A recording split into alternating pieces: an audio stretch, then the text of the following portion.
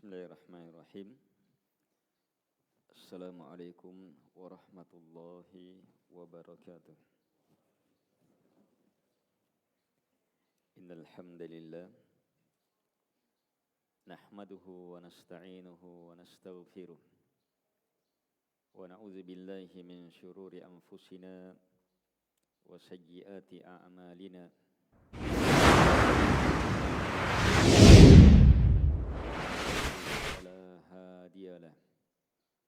وأشهد أن لا إله إلا الله وحده لا شريك له وأشهد أن محمدا عبده ورسوله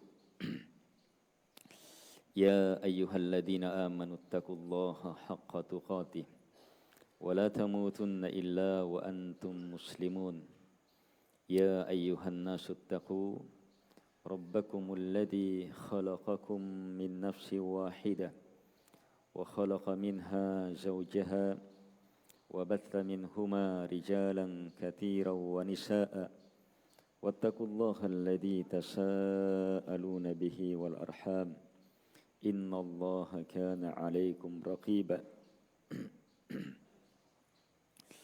يا أيها الذين آمنوا اتقوا الله وقولوا قولا سديدا يصلح لكم أعمالكم ويغفر لكم ذنوبكم ومن يطع الله ورسوله فقد فاز فوزا عظيما أما بعد فإن أصدق الحديث كتاب الله وخير الهدي هدي محمد صلى الله عليه وعلى آله وسلم وشر الأمور محدثاتها وكل محدثة بدعة وكل بدعة ضلالة وكل ضلالة في النار.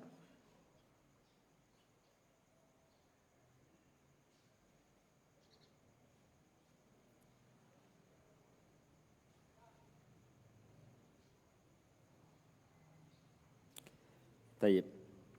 Di awal pertemuan kita ini dalam kajian subuh ini, saya ingatkan diri saya dan kepada ikhwah seluruhnya untuk mewujudkan kesyukuran hari ini dengan membaca dzikir yang mampu menjadi sebab terwujudnya kesyukuran itu. Dan dzikir ini juga sangat berhubungan dengan pembahasan kita. Dzikir pagi dan petang hari. Allahumma ma asbaha bi min ni'mah aw bi ahadin min khalqik faminka wahdaka la syarika lak falakal hamdu walakas syukur. Ya Allah, hanya kepadamu saya meminta, tidak kepada selainmu. Ma asbahabi, apapun yang menimpa saya di subuh ini, di pagi ini, min ni'mah, berupa nikmat apapun, au bi ahadim min khalqik, atau nikmat apapun yang menimpa, yang diraih oleh siapapun dari makhlukmu, faminka wahdaka la syarika lak, maka semua itu hanya datang darimu ya Allah. Engkau semata yang memberi dan tak ada sekutu bagimu dalam hal ini. Falakal hamdu, maka hanya untukmu segala pujian karena cinta. Walakas syukur, dan maka hanya untukmu segala kesyukuran. Baca ini dengan memaknainya, maka insyaallah ta'ala kita telah mewujudkan kesyukuran besar di hari ini. Di sore hari baca dengan lafaz Allahumma ma amsa bi min ni'mah. Kalau pagi asbaha bi min ni'mah. Kalau sore amsa bi min ni'mah. Asbaha pagi hari subuh. Amsa sore hari. Taib. Dzikir ini mengingatkan kita perkara-perkara besar dalam hidup di muka bumi, terkhusus rahasia besar dari kehidupan itu, yaitu kemampuan bersyukur. Allahumma, ya Allah, hanya kepadamu saya meminta, tidak kepada selainmu. Ini doa, ini dzikir dan sekaligus doa. Dalam dzikir dan doa ini kita nyatakan ma asbaha bi min ni'mah. Apapun yang menimpa saya, apapun yang ada pada saya, berupa nikmat apapun di pagi ini. Jadi kita disuruh untuk mampu melihat beragam nikmat, beragam kebaikan saat kita bangun di pagi ini. Ma asbaha, kalimat menjelaskan bahwa apapun yang terjadi di waktu ini yang menimpa kita min ni'matin. Kalimat min ni'matin, ya, kalimat ni'mah tin ditanwin, walaupun dia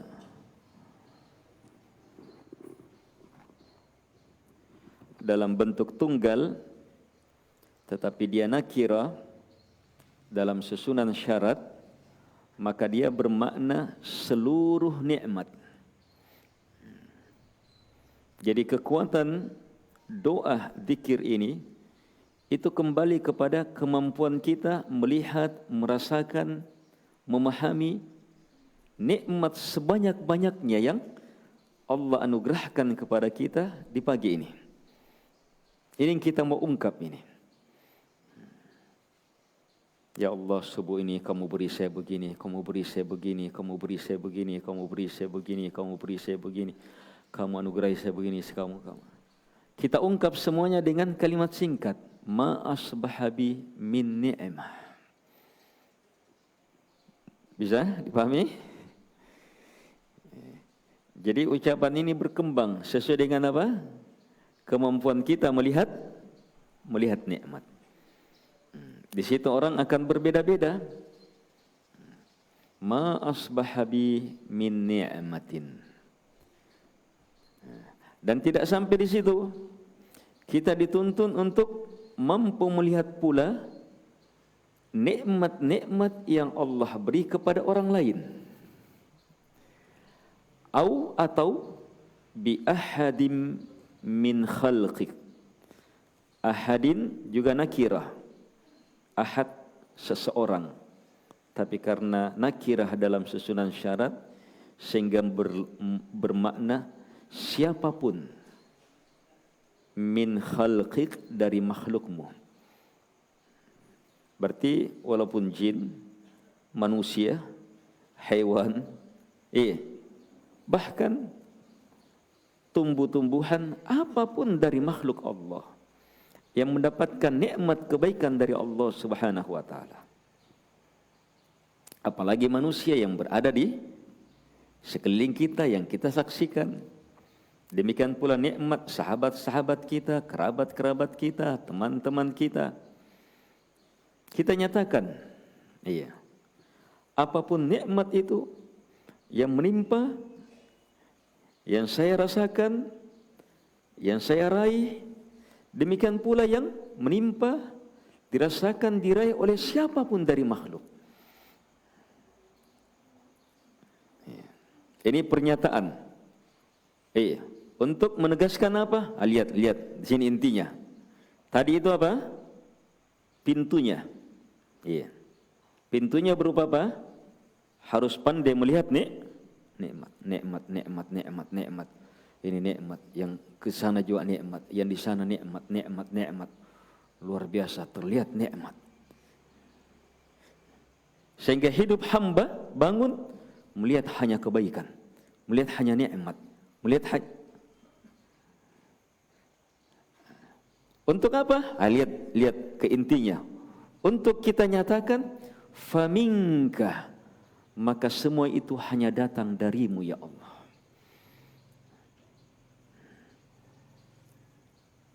Saya bangun hari ini, saya hidup hari ini, saya diberi kesehatan hari ini, saya diberi kesempatan hari ini, saya diberi kekuatan subuh ini, saya diberi solat malam hari ini, saya diberi solat 2 rakaat subuh hari ini, saya diberi solat subuh hari ini, saya diberi majelis ilmu hari ini, saya diberi urai beragam apapun nikmat. Demikian pula, yang sana juga bisa, yang sana juga dapat, yang sana juga, yang sana. Kita nyatakan semuanya minka, datang darimu ya Allah.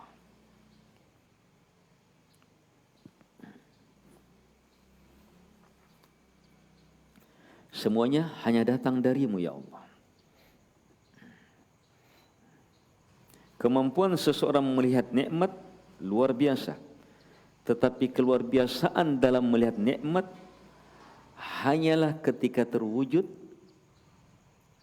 kalau nikmat apapun kita sandarkan hanya kepada pemberi yang sebenarnya, Allah Subhanahu wa ta'ala.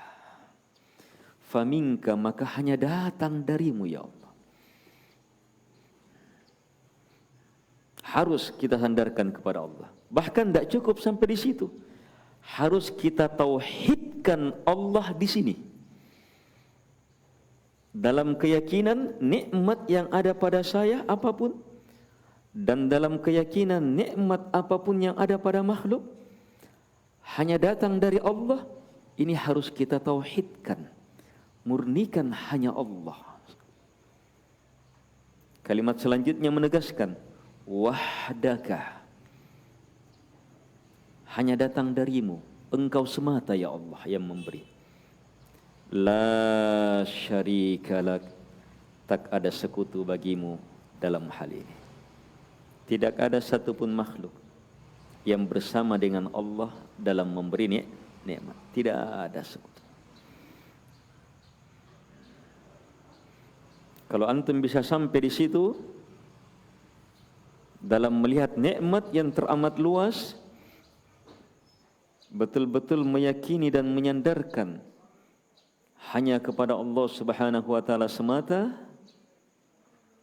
tidak yang lainnya, maka di sanalah akan lahir hamdun, pujian yang sebenarnya, dan sekaligus syukur yang hebat.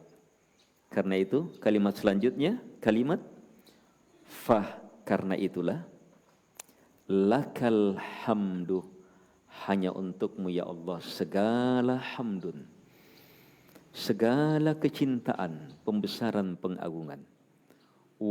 Dan lakas syukur, hanya untukmu segala kesyukuran. Bisa? Ayo dihafal. Allahumma. Ayo ikut. Selesai ini langsung terhafal, saya tunjuk. Sekarang antum baca, langsung niatkan zikir pagi ya. Allahumma. Saya akan terjemah, tidak usah diikuti ya, cermati saja. Allahumma. Ya Allah, hanya kepadamu saya meminta, hanya kepadamu saya berzikir, tidak kepada selainmu. Ma asbaha bi min ni'mah. Apapun nikmat yang saya raih di subuh ini, apapun kebaikan yang saya rasakan di pagi ini, apapun anugerah yang saya miliki di subuh ini, au bi ahadim min khalqik, atau apapun nikmat yang ada pada siapapun dari makhlukmu. Faminka wahdaka la syarika lak, maka semua itu semata datang darimu, hanya engkau yang memberi, tak ada sekutu yang berserikat denganmu dalam hal ini satupun. Falakal hamdu walakas syukur, karena itu hanya teruntuk kepadamu ya Allah, hanya teruntuk kepadamu ya Allah seluruh pujian karena cinta membesarkan, dan hanya teruntuk kepadamu ya Allah seluruh wujud kesyukuran. Wujud kesyukuran hati, lisan, badan, harta. Jadi awalnya apa? Awalnya doa. Terus setelah itu ma asbaha bi min ni'mah au bihadin min khalqi. Ini pendahuluan berupa apa? Kemampuan melihat nikmat pada diri kita dan yang lainnya. Untuk apa? Untuk kita tegaskan faminka wahdaka la syarika lak. Kita tegaskan apa? Tauhid dalam kesyukuran. Tauhid dalam keyakinan, penyandaran nikmat. Setelah itu akhirnya apa? Lahirnya tahmid dan lahirnya kesyukuran hanya kepada Allah Subhanahu wa ta'ala.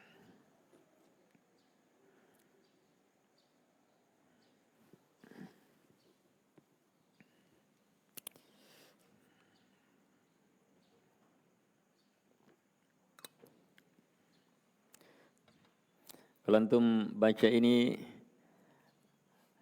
itu selamat dari hasad. Selamat dari hasad. Sebab antum, hasad itu apa? Hasad itu pandangan. Kemampuan melihat yang salah. Hasad itu kemampuan melihat yang salah.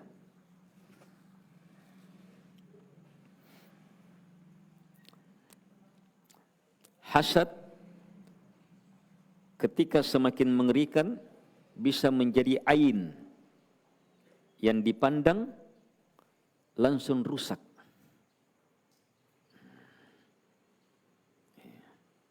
Bisa langsung rusak yang dilihat karena pandangan hasad.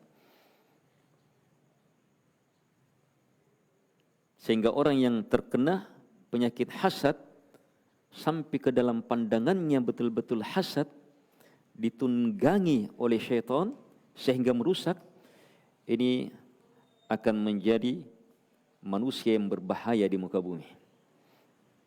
Mengerikannya itu hasad. Tapi kalau orang baca ini selamat. Sebab kita yakini semuanya nikmat dari Allah.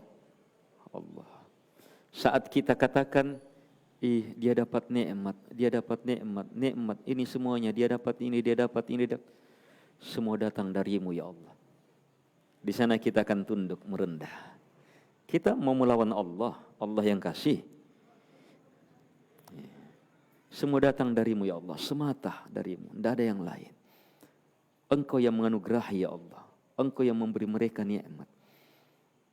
Akan semakin hilang lagi saat kita katakan falakal hamd. Karena itu ya Allah, saya memuji, mencintai atas semua itu, bukan hanya yang kita rasakan, tetapi yang dirasakan juga orang. Kita justru memuji Allah.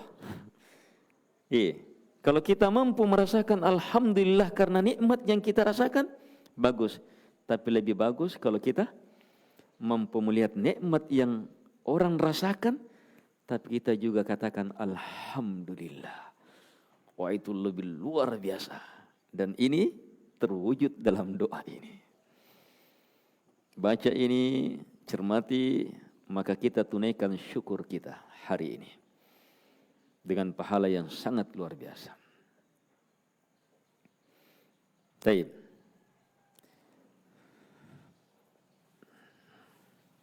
Sekarang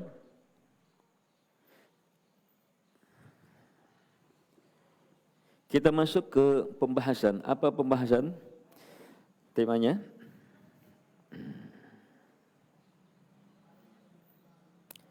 merajut kebersamaan dalam dakwah. Ini program saya dengan ikhwah-ikhwah antum, terkhusus pengurus-pengurus masjid-masjid. Iya, untuk menggiatkan ta'lim subuh. Ini yang saya upayakan bisa saya wujudkan dulu ini untuk lebih umum. Iya, kegiatan subuh. Ini temanya. Merajut kebersamaan dalam dakwah. Di dalamnya terkandung dua hal utama. Yang pertama,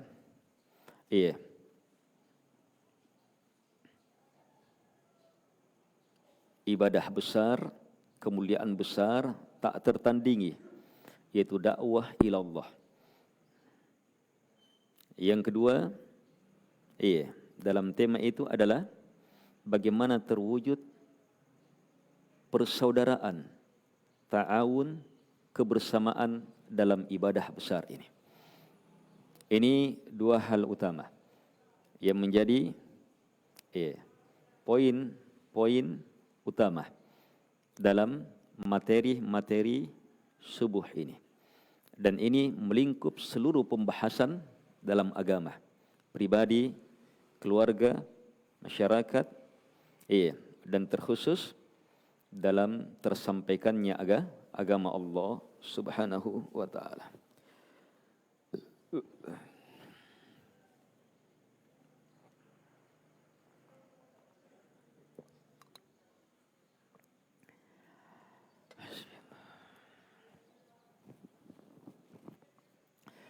Baik. Allah Subhanahu wa ta'ala berfirman dalam surah Fussilat pada ayat 33. Wa man ahsanu qawlan mimman da'a ila Allah wa amila salihan wa qala innani minal muslimin. Wa man, dan adakah, ahsanu yang lebih indah, lebih baik, qaulan pernyataannya. Adakah yang lebih indah sebagai ucapan? Adakah yang lebih indah sebagai ungkapan? Adakah yang lebih indah sebagai pernyataan? Min, dari man, mereka-mereka yang da'a, berdakwah, ilallah, hanya kepada Allah, wa amila salihah, dan dia melaksanakan dakwahnya, amalan soleh itu, wa qal, dan dia nyatakan, innani minal muslimin, sungguh saya termasuk ke dalam golongan al-muslimin, orang-orang Islam, orang-orang yang berpasrah hanya kepada Allah, mentauhidkan Allah, hanya pasrah tunduk terhadap petunjuk Allah, berlepas dari semua makna yang bertentangan dengannya. Ayat ini nampak jelas mengungkap sebuah nikmat tak tertandingi. Ayat ini jelas memahamkan, menegaskan nikmat tak tertandingi berdakwah ilallah. Tak ada yang lebih indah dari itu. Tak ada yang lebih baik dari itu.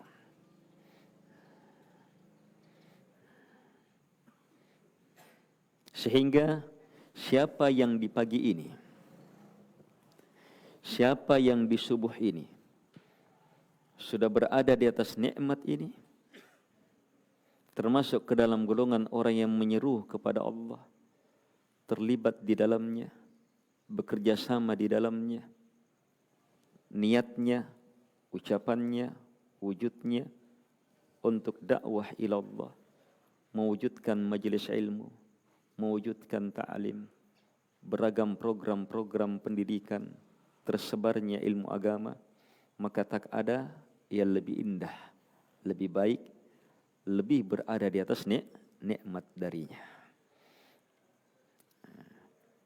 Ini satu dari nikmat yang antum masukkan dalam doa tadi. Allahumma ma asbaha bi min ni'mah. Apa min ni'mah? Termasuk nikmat apa? Nikmat berdakwah ini. Nikmat terlibat adanya pengajian. Nikmat mengurus.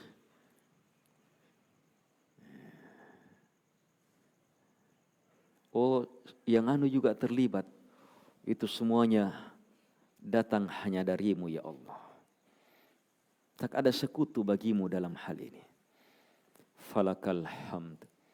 Dia puji Allah semua dengan itu. Bukan dirinya yang dia puji. Bukan orang lain. Tapi dia mampu merasakan nikmat pada dirinya sehubungan dengan dakwah ilallah. Dan mampu melihat juga saudaranya juga berada di atas nikmat. Dan dia bahagia dengan itu. Dia puji Allah dengannya. Dia wujudkan kesyukuran kepada Allah subhanahu wa ta'ala. Itu akan jadi kebaikan besar.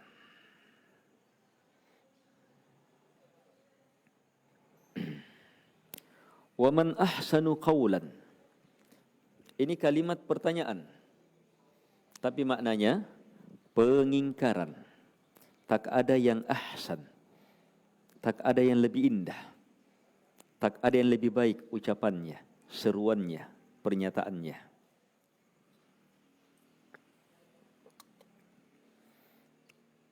Dari mereka yang da'a, yang berdakwah. Apakah yang langsung berbicara? Atau dia juga berdakwah sebab dia yang mempersiapkan orang berbicara? Dia yang menjadi sarana sehingga orang bisa berbicara? Itu semuanya masuk da'a ilallah. Ada yang lebih baik dari itu.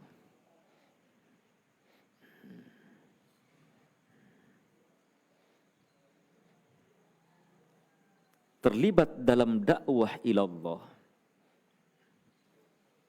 sehingga terwujud ilmu, amalan,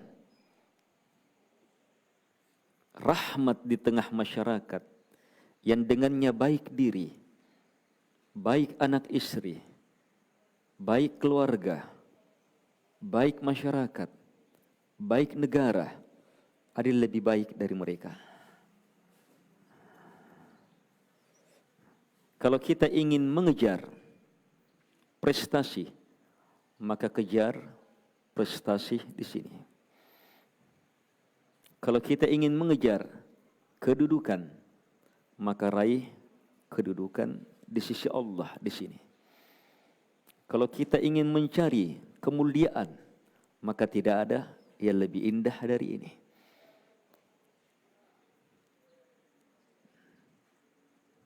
Di setiap amalan-amalan kebaikan ada kebahagiaan di dalamnya. Tapi kebahagiaan dalam dakwah tak ada yang lebih indah darinya. Wa man ahsanu qawlan. Ini ahsan melingkup semua makna tadi.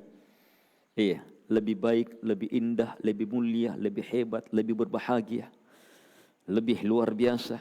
Tak ada yang lebih. Dari siapa? Ini yang perlu. Da'a, berdakwah ilallah. Harus dakwah ilallah, bukan kepada yang lain.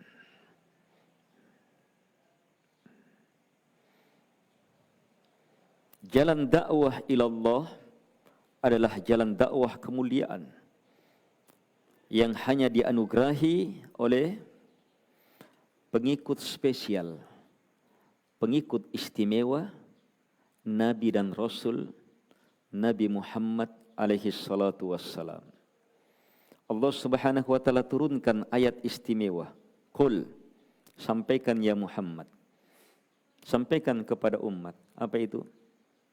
Hadihi sabili, inilah jalanku. Langsung perintah, qul, sampaikan ya Muhammad. Nyatakan ini. Hadihi sabili, inilah jalanku. Apa jalan Nabi? Ad'u, saya senantiasa berdakwah. Ad'u, saya senantiasa berdakwah. Fi'il mudhari', ad'u, artinya senantiasa berdakwah. Saya berdakwah, sebentar lagi berdakwah, besok lagi, itu ad'u namanya.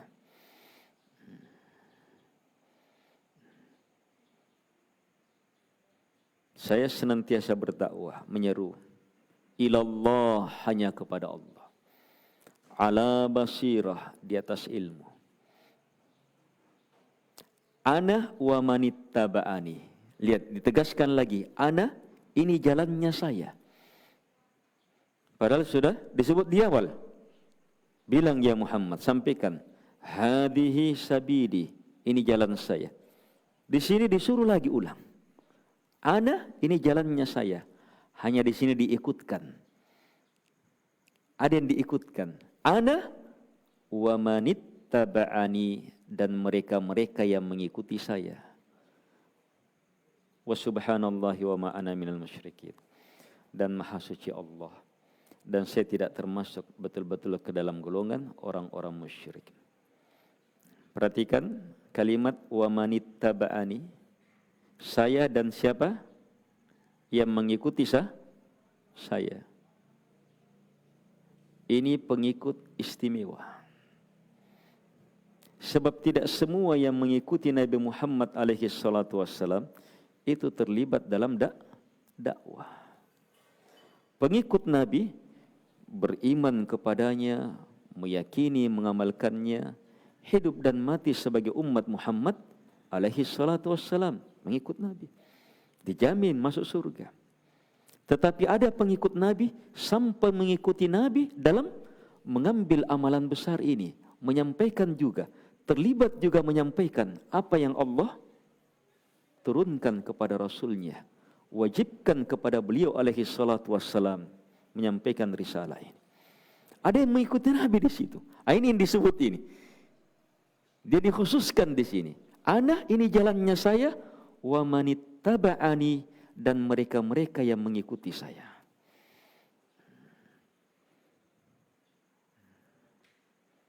Bisa antum lihat istimewanya berdakwah, terlibat dalam dakwah. Istimewanya mewujudkan ta'lim, terlibat dalam tegaknya ta'lim. Istimewanya membangun masjid, ma'had, rumah-rumah belajar, rumah tahfidz, pesantren, apa semuanya dengan maksud tersampaikannya ilmu. Dan terlibat di dalamnya sangat istimewa. Tak ada yang lebih indah, lebih baik, lebih hebat dari itu. Dan ini pengikut khusus. Pengikut khusus. Baginda Rasul alaihi salatu wassalam. Kenapa demikian? Sebab dalam hal pahala, mereka yang paling panen pahala. Orang berlomba dalam berpahala apa? Berusaha mengamalkan, dapat alhamdulillah. Amalkan lagi, dapat alhamdulillah. Amalkan lagi, dapat alhamdulillah. Iya, kan begitu loh, berlomba dalam pahala. Tapi kalau orang berdakwah, menyeru, dakwahnya sendiri apa? Ibadah besar. Sudah dapat pahala? Iya. Yang disampaikan apa? Ilmu. Didengar oleh dua orang. Dua orang ini diamalkan. Dia dapat lagi? Langsung dapat dari dua orang. Amalan dua orang. Sekali beramal dapat amalan 2 orang. Kalau 10, kalau 100, kalau 1000, kalau puluhan ribu. Ayo ikhwah, di sini antum gunakan kali-kalinya antum. Biasanya kita pandai kali-kali punna doe. Ayo kali-kali nomor 1. Kalau keuntungan 5.000 kali 100, wih. Kalau dikali 1.000, wih. Cara deh guna kali-kali anu. Ini kali-kali yang paling itu yang hadir dan tidak sampai di situ. Iya. Ini yang dengar, dia sampaikan lagi. Dia sampaikan lagi. Dia juga amalkan. Masuk lagi. Ini lebih hebat dari multi level. Multi level masih ada potongan-potongannya, ini tidak dikurang-kurangi. Saya permisi dulu ya.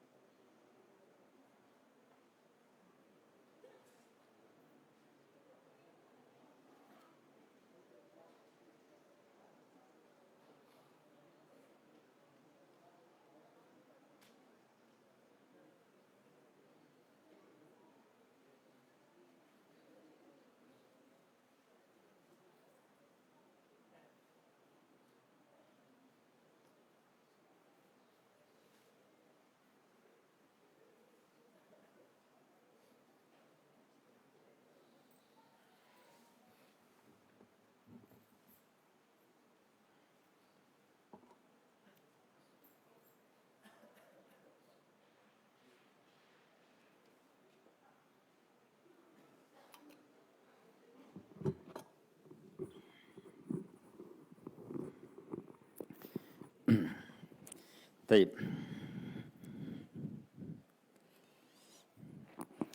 Bismillah, alhamdulillah, wassalatu wassalamu ala rasulillah wa ala alihi wa ashabihi wa man tabi'ahum bi ihsan ila yaumil qiyamah, amma ba'd. Taib. Di subuh ini kita berada di atas nikmat besar. Jadi sebab-sebab tersebarnya ilmu. Dan antum pengurus-pengurus dakwah, orang-orang yang terlibat dalam ta'lim, tersabarkannya ilmu. Iya, terus rasakan nikmat ini, syukuri nikmat ini melalui doa yang kita ajarkan di awal. Iya. Terus rasakan nikmat ini, syukuri nikmat ini di atas ilmu. Tak ada yang lebih indah dari itu. Tak ada yang lebih baik dari itu. Terus menerus syukuri nikmat besar ini. Sebab ini apa?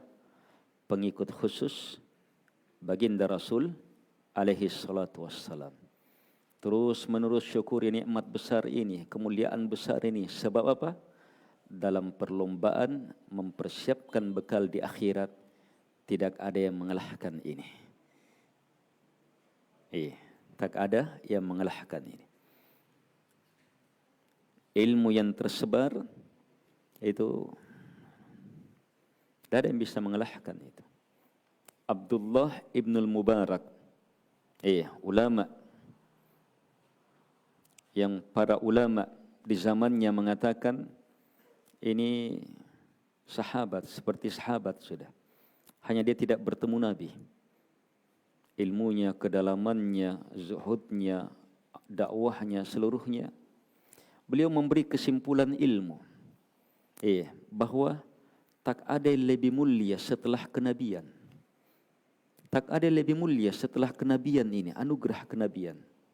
Mengalahkan anugerah, menyampaikan ilmu, menyebarkan ilmu. Saya rasa cukup ini sebagai pendahuluan untuk memahami dahsyat luar biasanya dakwah, menyebarkan ilmu. Allah sendiri yang bilang, jangan pernah menganggap ada yang lebih indah dari ucapan-ucapan orang yang berdakwah ilallah. Tak boleh, jangan sekali-sekali. Itu yang terbaik, itu yang termulia. Hanya yang perlu dicermati lebih jauh adalah sebagaimana ibadah-ibadah yang lain. Setiap ibadah itu memiliki ketentuan-ketentuan. Antum paham siapa yang sholat maka akan masuk surga. Yang sholat akan dapat pahala ini. Yang sholat subuh akan dapat kemuliaan ini. 2 rakaat subuh akan dapat kemuliaan ini. Demikian pula ibadah yang lainnya. Dan bersamaan dengan itu kita memahami bahwa nanti dapat kalau terpenuhi apa? Syarat-syaratnya, rukun-rukunnya, wajib-wajibnya. Bukan sekedar sholat. Sebab kita pahami ada juga orang yang sholat tapi justru celaka. Wailul lil musallin. Demikian pula dakwah. Bahkan dakwah lebih harus berhati-hati. Sebab ketika kita sholat salah, kita saja yang dapat. Tapi ketika berdakwah salah, maka akan menyebabkan kehancuran lebih besar, kerusakan lebih besar. Kemuliaannya tak tertandingi, tapi kerusakannya ketika salah tak tertandingi pula.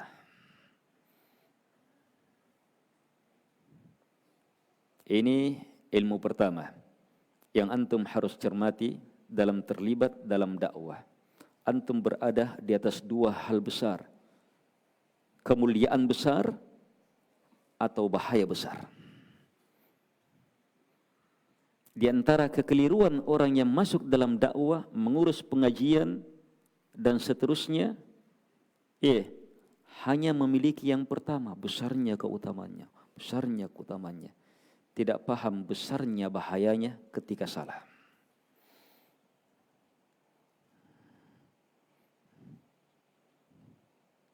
kalimat salah disebar, apalagi metodenya sekarang, langsung seluruh dunia. Seluruh dunia dia bisa sesatkan dalam sekali penyebaran.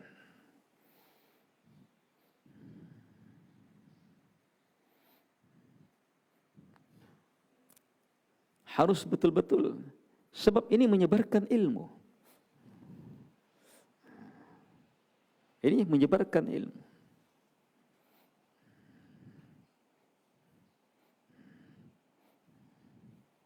Berat itu berdakwah, sebab orang yang kita hadapi harus betul-betul kita sampaikan sesuai dengan kadar ilmunya. Terus gimana lagi berdakwah dengan yang kita tidak tahu siapa nanti yang terima? Ayo, ketika antum sebar, siapa yang terima? Yang satu grup saja, tidak saling kenal. Iya.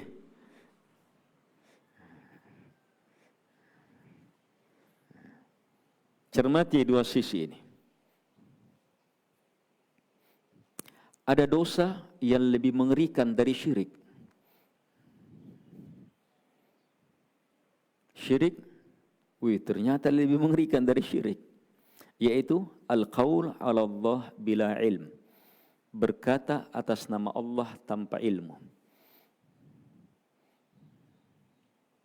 Ketika Allah sebutkan rentetan dosa-dosa, qul innama harrama rabbiyal fawahish, sampaikan ya Muhammad, tidak ada yang Tuhanku haramkan kecuali hanyalah al-fawahish, beragam kekejian, kemudian dosa, membunuh atau minum khamar, melakukan pelanggaran ke orang lain. Jadi dosa yang pertama, dosa kekejian yang dilakukan sendiri. Minum minuman keras, narkoba dan semisalnya. Terus yang lebih besar dari itu, yang melibatkan orang lain, menzalimi orang lain. Al-ithim wal baghi. Yang lebih besar dari itu disebutkan syirik. Wa antusyriku billahi ma lam yunazzil bihi sultana. Setelah syirik, Allah sebutkan lagi yang lebih besar dari syirik. Para ulama seperti Ibnu Qayyim menyebutkan penyebutan dosa di sini dari yang besar kepada yang lebih besar. Sementara setelah syirik disebut lagi setelahnya. Apa itu? Wa antaqulu 'alallahi ma la ta'lamun. Kamu berkata atas nama Allah apa yang kamu tidak punya ilmu padanya. Ini lebih mengerikan dari syirik. Kenapa? Syirik pribadi. Antum melakukan syirik, antum yang salah. Tapi ini berkata atas nama Allah tanpa ilmu. Sudah antum berdosa, antum merusak agama Allah. Dan merusak orang lain. Dari sisi itu. Di sisi yang lain, tidak ada satupun syirik kecuali sebabnya ini. Ada yang berkata atas nama Allah tanpa ilmu. Tidak ada satupun syirik kecuali ada syaitan manusia atau yang mirip manusia yang berkata atas nama Allah tanpa ilmu. Ada yang fatwakan tidak apa-apa je, kulle je, boleh je, bagus dan seterusnya. Padahal syirik. Semua kesyirikan ada yang ini dari bahaya ini.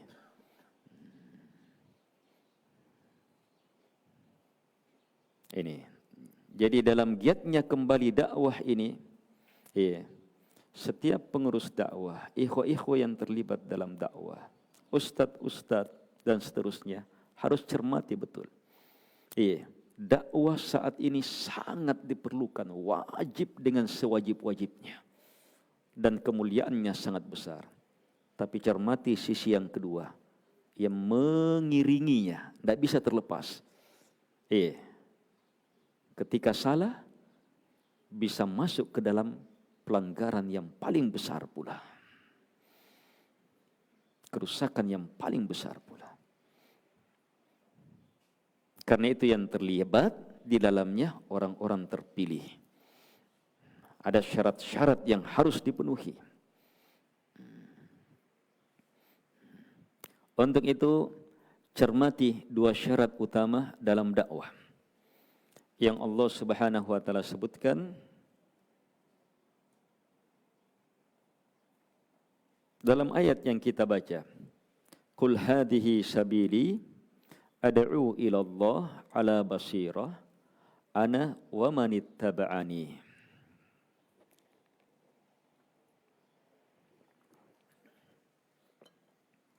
Qul, sampaikan ya Muhammad, hadhihi sabili, inilah jalanku. Apa jalan itu? Ad'u, saya berdakwah. Ini jalan Nabi. Di sini kemuliaan, jelas. Bagaimana dakwahnya Nabi? Satu, ilallah, hanya kepada Allah. Yang kedua, ala basirah, di atas basirah. Dakwah ila, kepada, kalimat ila menunjukkan tujuannya. Tujuannya, targetnya, sasarannya, apa maksud utamanya. Pencapaiannya kemana? Hanya kepada Allah. Itu dakwah. Ajaran supaya berjumpa dengan Allah. Ini dakwah. Mengajak untuk masuk ke dalam surga, berjumpa dengan Allah. Mengajak untuk berla ilaha illallah. Mengajak semata meninggikan agama Allah. Mengajak semata mengejar apa yang Allah janjikan. Mengajak semata mengejar ridha Allah. Mengajak semata untuk meraih, mempelajari apa yang Allah turunkan. Harus ilallah, selainnya jangan. Dan ini tidak cukup. Harus yang kedua, ala basirah, di atas basirah. Kalimat ala dan basirah, cermati. Ala menunjukkan ketinggian dan kekokohan. Itu kata ala. Basirah dari kata basar, pandangan. Ini ilmu. Ilmu diungkap dalam ayat ini dengan kalimat basirah.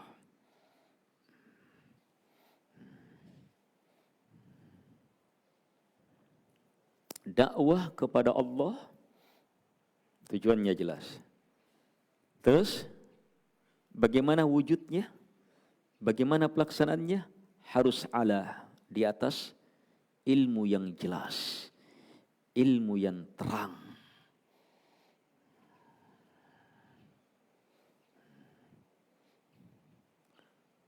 Inilah jalannya Nabi.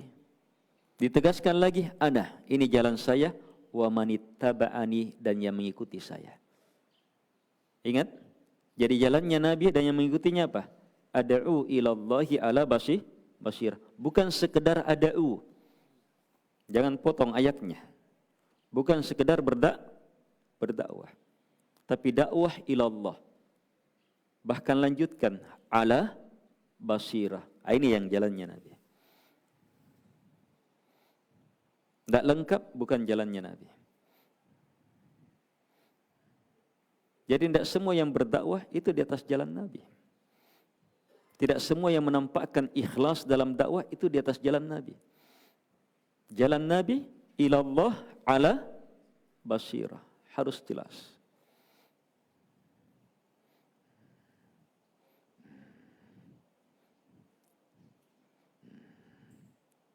Kenapa harus di atas basirah? Wih, antum sudah bisa cermati. Sebab, secara akal apa? Semua ibadah harus di atas ilmu. Apalagi ibadah besar. Apalagi ibadah yang berhubungan dengan masyarakat umum. Wih, lebih harus berhati-hati. Kalau antum bangun rumah untuk pribadi. Ayo, antum bangun rumah untuk pribadi. Untuk pribadi. Untuk sendiri saja. Masih jomblo. Iya. Gimana caranya antum bangun? Santai saja, pokoknya apa, gimana, bisa tidur, bisa apa. Iya, seadanya. Tapi kalau antum bangun rumah untuk masyarakat, banyak yang mentempati, banyak yang terlibat di dalamnya. Ayo, Wah, betul-betul harus dihitung, harus di ini, harus di ini. Wah, lihat semuanya.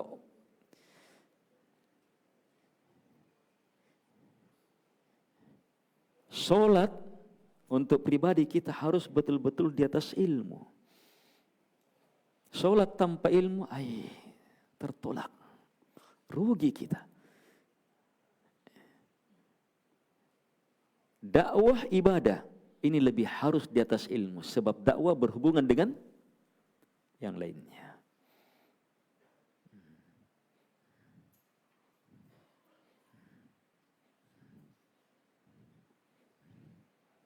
Olehnya jangan terlalu lancang. Ini masuk sudah. Jangan lancang masuk ke dalam dakwah. Jadi komentator. Membuat ini, membuat ini, membuat ini. Sementara tidak di atas basirah. Haram. Bukan sekadar tidak boleh. Haram. Berdosa.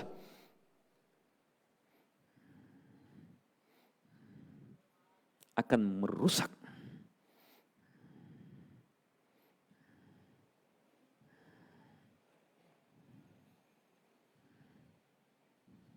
Kemuliaannya sangat besar. Tapi bahayanya yang menanti sangat besar ketika keluar dari petunjuk Nabi. Ingat, tidak ada satupun kesesatan yang ada pada umat ini dan di luar umat ini kecuali karena ada dai-dai kepada kelompok sesat itu. Tidak ada satupun kelompok kecuali ada dai-nya, ada bosnya, ada pimpinannya, ada ustadznya, ada kiainya, ada syekhnya, ada anggurutanya, ada maulananya, ada tokohnya. Tidak ada satupun.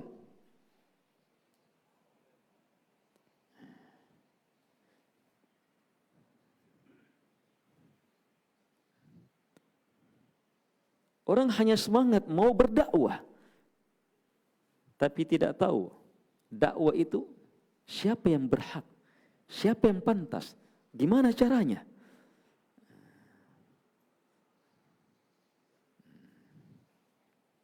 Ini sekedar dakwah menyampaikan ilmu. Terus bagaimana lagi kalau menyampaikan ilmunya sampai banyak sekali, melingkup banyak orang, rutin. Buat grup ini, grup ini, grup ini, grup ini.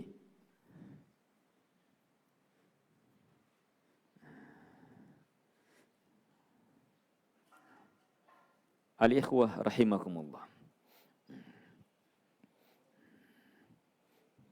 Agar supaya dakwah yang mulia ini tetap terjaga kemuliaannya, maka yang terlibat betul-betul jujur mau mengambil kemuliaannya harus betul-betul di atas ilmu basirah. Dari sisi kemuliaan, saya harus dapatkan, saya harus terlibat, saya harus ini. Tapi dari sisi bahayanya, saya harus betul-betul di atas ilmu, saya harus hati-hati, saya jangan sampai menjadi seperti itu.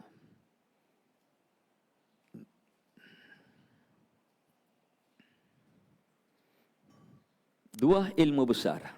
Satu, ilallah. Dua, ala basirah. Bisa? Bisa? Ini dua uraiannya di pertemuan selanjutnya. Ini perlu waktu 1-2 jam diurai. Hanya singkatnya, untuk segera langsung kita praktekkan. Ilallah, hanya kepada Allah. Jangan sekali-sekali menyeru untuk selain Allah. Ilallah, hanya ridha Allah. Jangan sekali-sekali berdakwah mengejar ridha manusia. Ilallah, hanya mencari pujian Allah. Jangan sekali-sekali berdakwah mencari pujian manusia. Dan banyak lagi maknanya. Kalau tidak ilallah, berhenti. Sibukkan diri dengan menuntut ilmu. Beramal. Jangan sibukkan diri menyebar, ngomong ini apa semuanya. Jangan sibukkan diri. Merusak.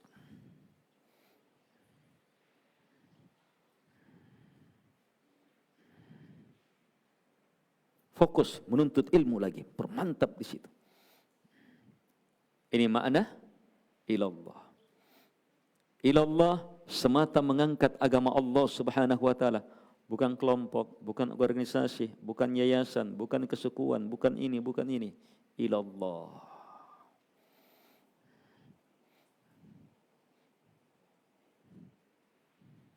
Untuk yang ini terlalu banyak kesalahan kita.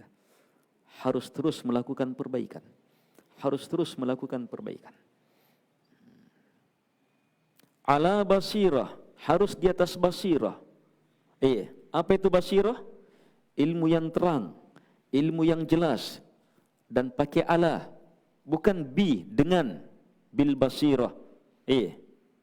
Tapi ala yang menunjukkan dakwah yang didakwahkan itu di atas basirah, ilmunya betul-betul terang dan dia kokoh di atas ilmu itu.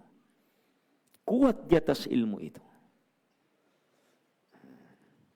Jelas? Syekh Al-Utsaimin rahimahullahu ta'ala mengatakan basirah ada 3. Yang pertama, basirah terhadap apa yang mau disampaikan. Apa yang mau disampaikan. Kita mau menyampaikan apa? Harus betul-betul ilmunya jelas. Yang kedua, basirah terhadap orang yang mau menerima ilmu ini. Kalau yang pertama jelas, sebab itu ilmu yang langsung mau disampaikan. Kalau yang kedua, lihat dalilnya ketika Nabi mengutus Mu'ad bin Jabal ke negeri Yaman, Nabi bilang apa? Mu'ad, kamu mau mendatangi kaum dari ahli kitab. Nabi beri ilmu kepada Mu'ad tentang ahli kitab, orang yang mau didatangi. Bukan asal masuk saja ceramah. Bukan asal datang saja ceramah. Tetapi harus mengetahui siapa yang mau mendengarkan ceramah.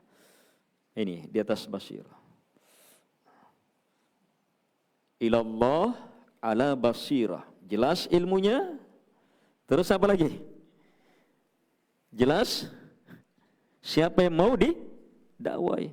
Oh ini orangnya begini, ini orangnya begini, oh ini orangnya begini, oh ini masyarakatnya begini, oh begini pelanggaran-pelanggaran yang ada di masyarakat, begini kondisi keadaan mereka, oh begini kehidupan mereka, oh sisi-sisi ini yang baik, yang ini yang bahaya, ini mau diluruskan.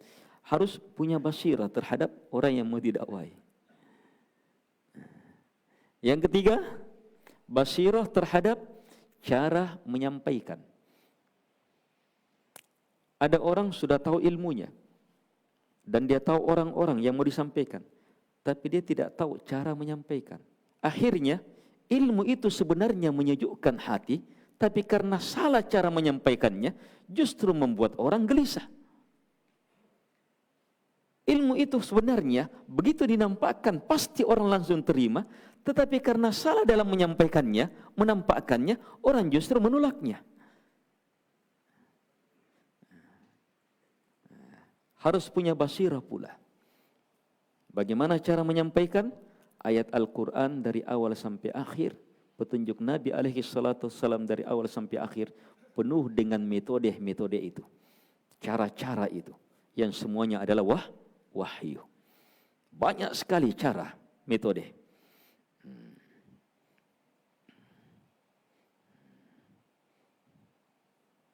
Karena itulah, sebelum berdakwah, harus betul-betul kejar basirah ini, kejar ilmu ini.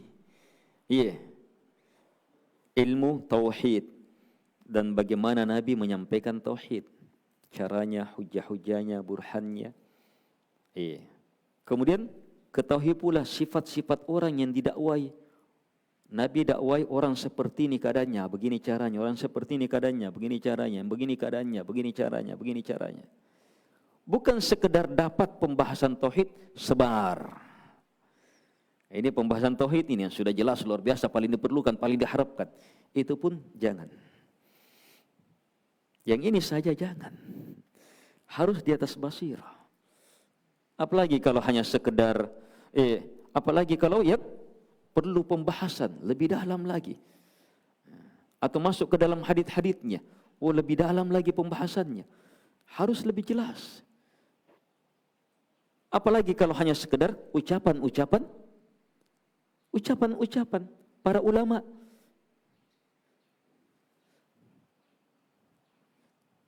Itu harus jelas. Apa maksudnya, kemana penempatannya, orang ini bisa pahami atau tidak. Agar supaya ilmu tersebar dengan indah, terlihat dan mengena. Untuk ini ikhwah, perlu ta'awun, kerjasama besar. Tidak bisa satu orang yang menanggung ini. Kalau ada yang bisa menanggung satu orang ini, Nabi Muhammad alaihi salatu wassalam. Tapi ternyata beliau perlu Abu Bakar As-Siddiq, perlu Umar ibn Khattab, perlu Uthman bin Affan, perlu Ali bin Abi Thalib radhiyallahu anhu. Iya, perlu sahabat Sa'ad bin Abi Waqqas, perlu Abdurrahman bin Auf, perlu Khalid ibn Walid. Iya, perlu sahabat-sahabat dengan beragam keahlian dan kemampuannya. Perlu semuanya. Sebab supaya bisa saling mengikatkan, menutupi. Bisa saling mengingatkan, menutupi perkara-perkara ini. Hadis inilah makna yang kedua yang kita sebutkan yang menjadi judul. Judul apa? Merajut kebersamaan dalam dakwah. Materi pertama tentang dakwah. Iya.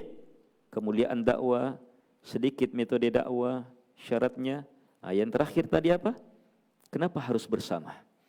Terpahami? Iya, harus bersama, tidak boleh tidak. Dalam dakwah harus bersama.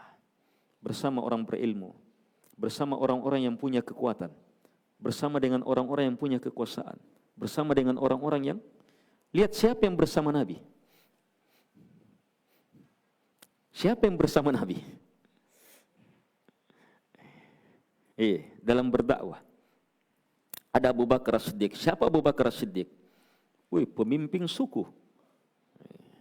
Kalau kita ini kepala daerah, kepala ini Abu Bakar As-Siddiq. Bukan sembarang kepala ini Abu Bakar As-Siddiq. Lihat Abu Bakar As-Siddiq ketika diusir oleh kaum Quraisy. Apa yang terjadi? Suku yang lainnya datang membela. Saya ini, jamin ini, jangan ada yang ganggu. Abu Bakar As-Siddiq bukan hanya kepala di sukunya, tetapi di suku yang lainnya dia juga punya kekuatan. Ini yang bersama Nabi.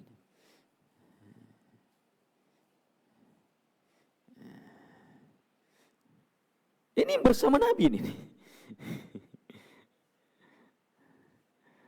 Terus Abu Bakar juga, hartanya. Lihat hartanya. Bagaimana Abu Bakar kalau bersedekah? Seluruh harta. Ini yang bersama Nabi. Sebab dalam dakwah luar biasa. Siapa yang wanita yang bersama Nabi? Khadijah radhiyallahu anha. Ayo, kedudukannya Khadijah apa? Wanita di tengah masyarakat Quraisy itu apa? Tidak ada nilainya, dikubur hidup-hidup. Kalau ada yang berhasil hidup, bahkan menjadi tokoh masyarakat, maka bukan sembarang wanita. Seperti Khadijah radhiyallahu anha. Bukan sembarang wanita. Hidup dia, bertahan hidup di tengah masyarakat seperti ini. Bahkan bisa menjadi pedagang besar, punya harta. Bukan sembarang wanita. Ini yang bersama Nabi.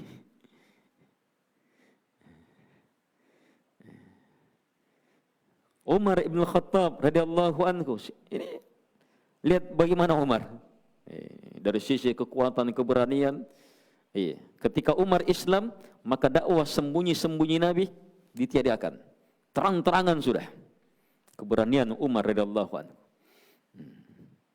Ini dia bisa melawan 1 lawan 100. Berkelahi langsung. 1 lawan 100, berkelahi langsung. Bukan 1 jam. Kalau petinju-petinju itu hanya sekian ronde, sekian menit. Kalau Umar berkelahi, waktu Umar nyatakan Islamnya, ini di tengah-tengah awal Islam ini, Umar nyatakan Islamnya gimana? Dia nyatakan Islamnya langsung di Ka'bah, tempat berkumpulnya pemimpin-pemimpin, tokoh-tokoh kafir Quraisy.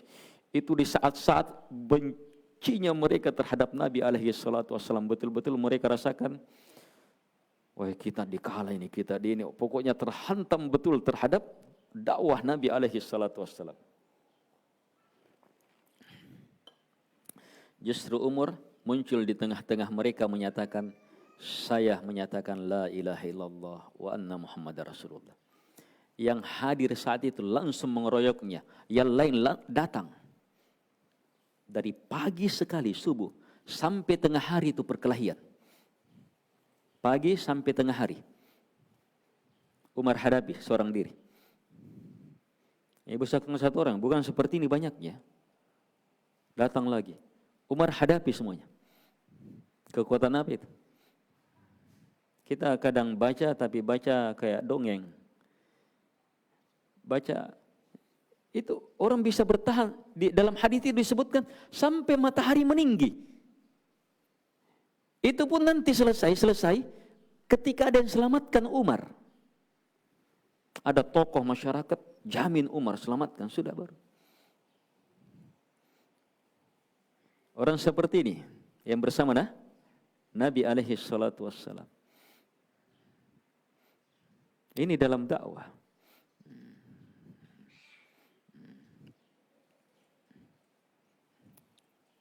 Bahkan bersama Nabi siapa? Dalam arti membantu Nabi. Ada pamannya siapa? Abu Talib. Siapa Abu Talib? Derajat tertinggi sama dengan Abu Jahal, Abu Lahab, tokoh-tokoh kafir. Ini Abu Talib.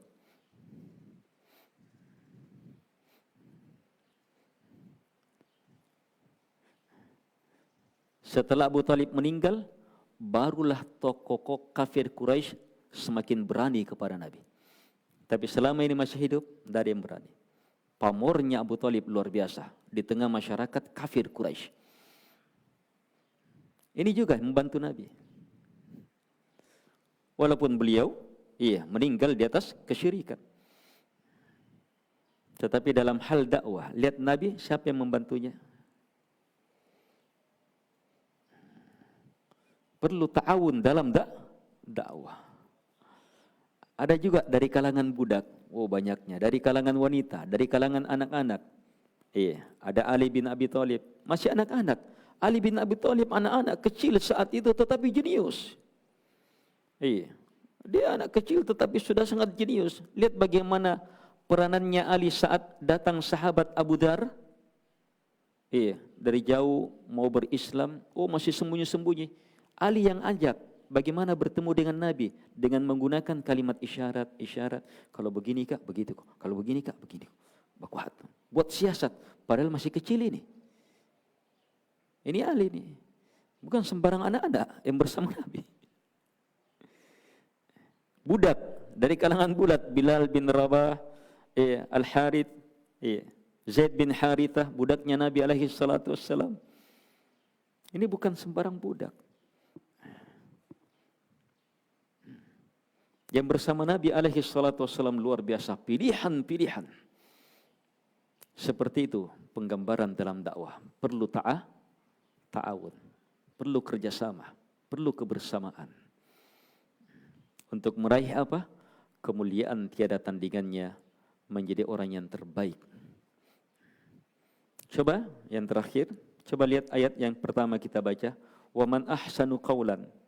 Tak ada yang lebih indah ucapannya dari mimman da'a ilallah, dari orang yang berdakwah kepada Allah.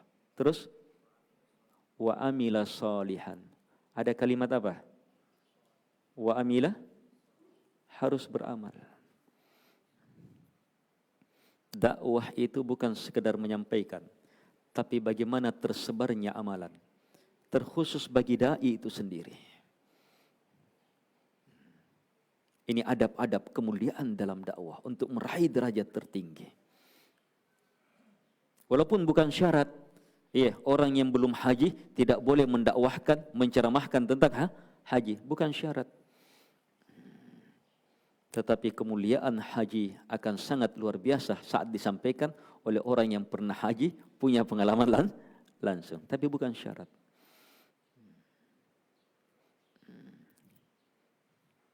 Terus akhir kalimat, wa qala innani minal muslimin, dan dia menyatakan sungguh saya termasuk al-muslimin.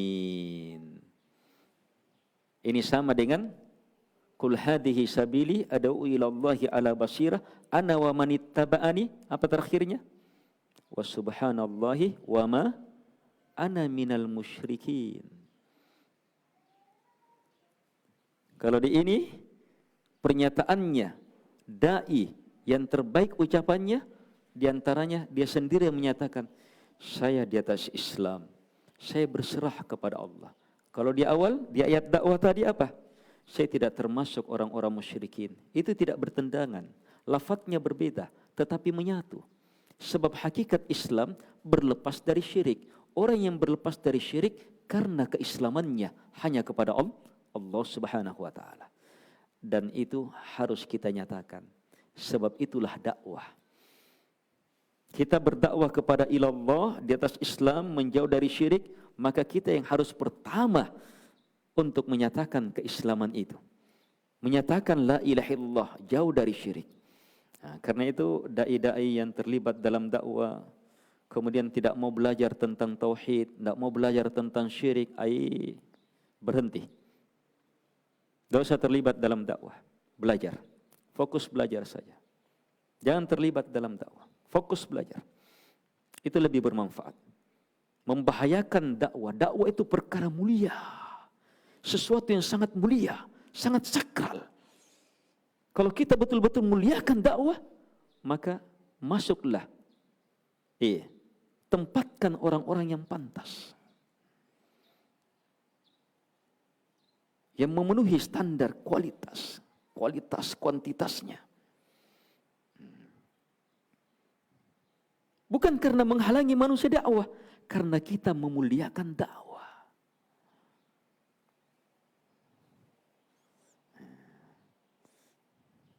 Karena kita memuliakan dakwah.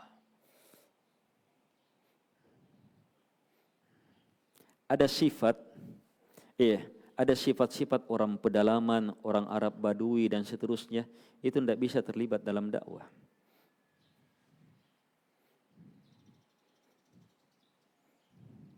Di antara penyeru-penyeru kesesatan itu dari orang-orang Badui, pedalaman. Semua nabi dan rasul itu dari kota. Ada sifat-sifat kekotaan.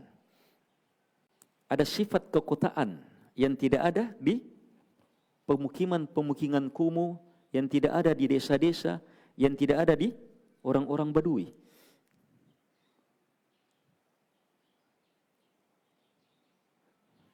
Apa sifat-sifat umum itu?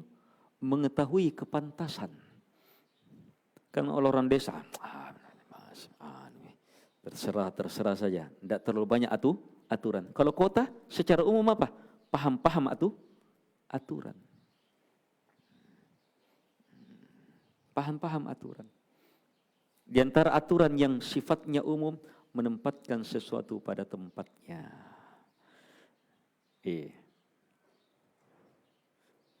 Ada barang yang sangat mahal.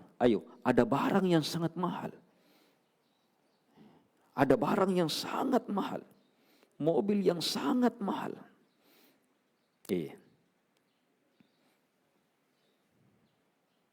Bisa naik di mobil itu 2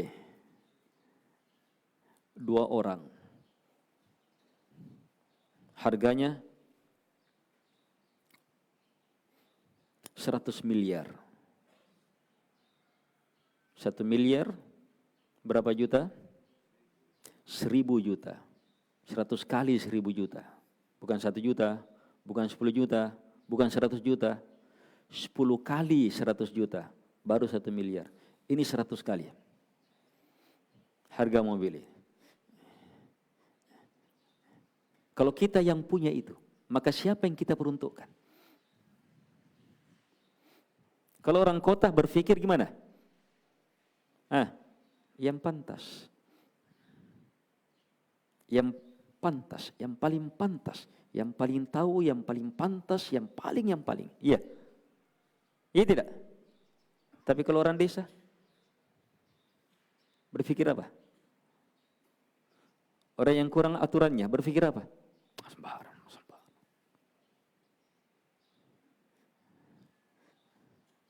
Ini cara berpikir.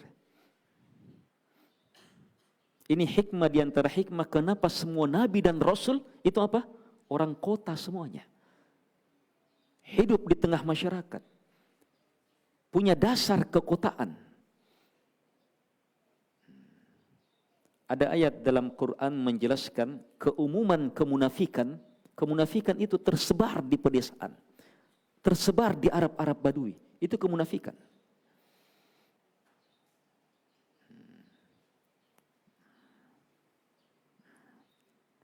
Ini sifat apa? Sifat kepantasan. Tapi ini dasar, ini agak sulit dideteksi. Iya. Kembali ke dasar-dasar utamanya. Hanya ini tadi saya sekedar ingin menggambarkan makna tadi. Dakwah itu sesuatu yang sangat mulia. Sesuatu yang teramat mulia luar biasa. Iya. Kalau kita bersifat kekotaan, kita tempatkan siapa yang pantas. Siapa yang pantas di situ? Tapi ini bukan artinya yang di desa dari desa tidak bisa berdakwah, tapi berdakwah sesuai dengan kadarnya. Dia berdakwah di desanya, masya Allah luar biasa. Pasti dia yang terbaik di desanya.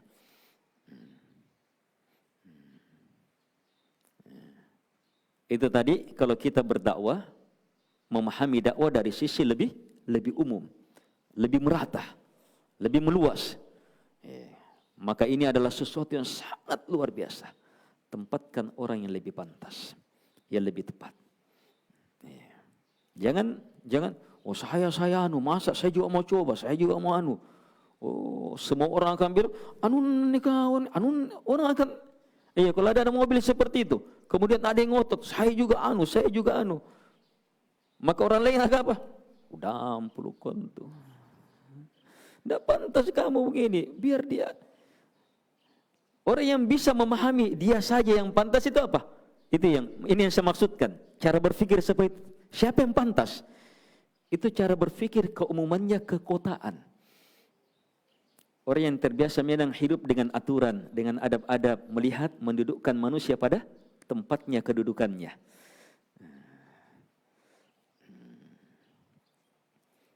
Sekedar di sisi itu, saya ambil contoh ini, sekedar gunakan di sisi itu, jangan gunakan terlalu luas. Ini al-ikhwah wal akhwat rahimakumullah. Ini pendahuluan pertemuan kita. Maksud pertemuan ini dan materi ini, satu yang kita inginkan adalah ta'lim mulai dihidupkan kembali. Ta'lim kita akan hidupkan kembali.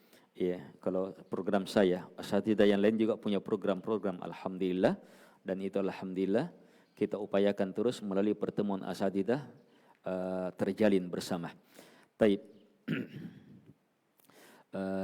Kita inginkan ta'wilin mulai dihidupkan dengan metode ini. Ini akan berpindah tempat. Akan melibatkan semua pengurus masjid. Taib. Nanti al-akh Muhajir yang kontrol bersama beberapa ikhwah pengurus masjid. Yang kedua, kita ingin hidupkan ta'lim subuh. Ini kita ingin giatkan ta'lim subuh.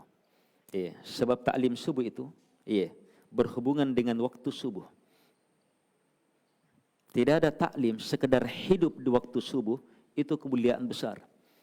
Siapa yang bisa bersemangat di waktu subuh, itu sudah luar biasa. Apalagi kalau semangatnya semangat menuntut ilmu, maka itu luar biasa dalam luar biasa. Ini yang kita inginkan. Kalau ini berhasil, taklim subuh lebih berhasil, lebih diminati, maka itu keberhasilan dalam dakwah. Kalau taklim subuh antum lebih minati, masyarakat datang, ikhwah-ikhwah datang untuk taklim subuh lebih banyak, maka itu tanda keberhasilan dakwah. Dan itu yang paling ditakuti oleh musuh-musuh Allah Subhanahu wa taala dari kalangan jin dan manusia. Kita hadapi mereka dengan ini, bangkitkan kekuatan semangat subuh, menuntut ilmu di waktu subuh. Subuh itu waktu berkah, burika ummati fi bukuriha kata Nabi. Umatku, khusus umat Muhammad ini. Ini waktu khusus untuk umat Muhammad. Umatku diberkahi fi bukuriha, di waktu bukrah. Apa itu waktu bukrah? Subuh. Waktu subuh sampai sebelum matahari muncul. Hidup di situ. Karena itu supaya ini terwujud, ya kita maksimalkan memang. Saya sholat subuh di tempat. Jadi habis sholat subuh tinggal dikir sekian menit, ya. Dikir sekian menit, dia sempatkan waktu. Dikir sekian menit baru langsung taklim. Itu kegiatan kita insyaallah taala setiap beberapa waktu. Ini khusus ya kegiatan saya. Taib, untuk menggiatkan ta'lim subuh. Taib. Yang ketiga, maksud utama adalah apa yang menjadi tema. Merajut kebersamaan dalam dakwah. Yang di dalamnya terkandung dua hal utama. Yaitu apa? Terwujudnya kebersamaan ikhwah, pengurus-pengurus dakwah. Sebab tidak terpungkiri pandemi apa semuanya, orang berfikir masing-masing dan seterusnya. Terjadi clash di antara ikhwah, di antara pengurus. Dengan taklim ini kita harapkan semakin terwujud persaudaraan, bisa saling memahami. Itu tadi di antara ilmu-ilmunya. Di antara ilmu-ilmunya. Taib. Yang ketiga, yang keempat, dakwah itu sendiri. Kita ingin memahamkan pada diri kita, kepada ikhwah, pada keluarga, kepada masyarakat pentingnya dakwah. Agar semuanya terlibat dalam dakwah sesuai dengan porsinya. Semuanya terlibat dalam dakwah sesuai dengan andilnya. Semuanya terlibat dalam dakwah sesuai dengan hak dan kedudukannya. Dan jangan tidak terlibat dalam kebaikan besar ini. Tapi ingat, saat terlibat dengan ketentuan-ketentuannya. Supaya tidak terjatuh ke dalam bahaya besar. Baik, ini yang dapat kita sampaikan. Dan jangan lupa, pembahasan awal di kalimat ini. Saya upayakan taklim kita ini punya suasana baru, nuansa baru. Di antaranya tadi itu, saya ada metode tambahan dalam dakwah, yaitu apa? Materi dikaitkan langsung dengan apa? Dikir-dikir. Kita langsung kaitkan dengan dikir-dikir. Jadi tadi sudah ada dikir, di pertemuan selanjutnya nanti saya tagih. Harus sudah dihafal itu. Ma asbaha bih min ni'mah au bi ahadim min khalqik. Faminka wahdaka la syarika lak falakal hamdu walakas syukur. Ini dihafal ini. Ma asbaha bi min ni'mah au bi ahadin min khalqik. Kalau sore ma amsabi min ni'mah. Yang lainnya sama. Semoga bermanfaat. Lebih dan kurangnya mohon dimaafkan. Segala hal-hal yang berhubungan dengan pelaksanaan taklim itu tidak berhubungan dengan saya, langsung berhubungan dengan Al-Akh Muhajir beserta jamaah-jamaah masjid yang terhubungkan dengannya. Yang belum tergabung bisa langsung berhubungan dengan beliau. Barakallahu fikum. Subhanakallahumma hamdik asyhadu an la ilaha illa anta astaghfiruka wa atubu ilaik. Sallallahu ala Muhammad wa ala alihi washabbihi wasallam tasliman katsira. Wa akhiru da'wana alhamdulillahi rabbil alamin. Assalamualaikum warahmatullahi wabarakatuh.